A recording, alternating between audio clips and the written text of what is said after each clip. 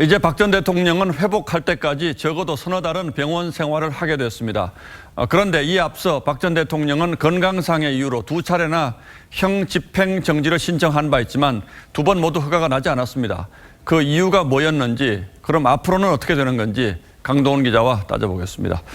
자, 강 기자, 예. 형 집행정지 이런 건 누가 결정을 하는 겁니까? 일단 이번 외부 의료기관 입원 치료는요, 법무부가 결정을 한 겁니다. 예. 그리고 이제 수술이 필요하다는 의료진의 소견과 박 전 대통령의 의사를 고려한 겁니다. 이 반면에 형 집행정지 신청을 허가하는 것은 검찰의 몫입니다. 법무부는 단지 이 수용자의 건강 상태만을 고려해서 외부 진료를 허용했다 이런 거죠. 예. 검찰은 더 까다롭게 봅니까, 그럼? 예, 맞습니다. 형 집행정지를 허가하는 조건은 더 까다롭습니다.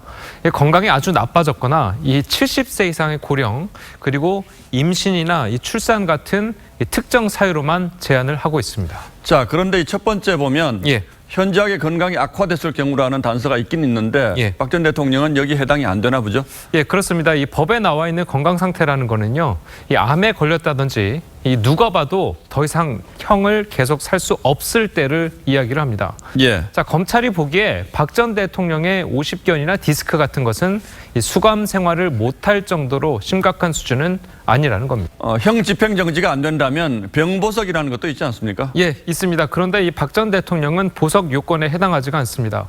자, 일단 보석은 아직 재판이 끝나지 않은 미결수일 때 가능합니다. 이 박 전 대통령 같은 경우에는 새누리당 공천에 개입한 혐의로 형이 확정된 기결수 신분이기 때문에 이 보석이 아닌 형 집행정지 신청을 한 겁니다.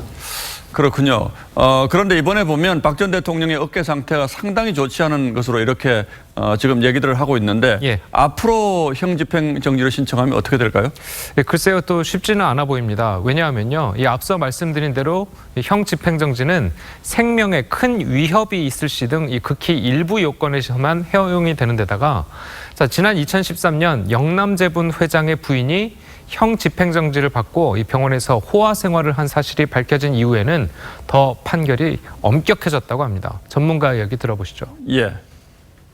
형집행 정지를 해서 치료받지 아니하면 불구가 된다랄지 아니면 신체에 치명적인 어떤 위험이 발생하는 경우. 내년 총선을 계기로 박 전 대통령에 대한 사면 얘기도 많이 나오지 않았습니까? 이건 예. 어떻게 됩니까, 그럼? 자, 일단 사면 얘기가 나오는데 이 다만 사면을 받으려면 관련 사건들이 모두 대법원 판결까지 종결이 돼야 됩니다. 자, 실제로 문재인 대통령도 이 재판이 확정되지 않았기 때문에 사면을 말하기에는 어렵다, 이렇게 답했던 적도 있습니다. 들어보시죠. 예.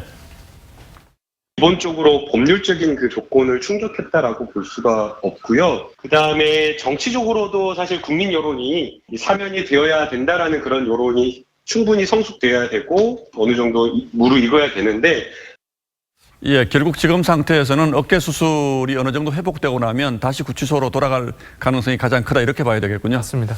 예, 강동원 기자 잘 들었습니다.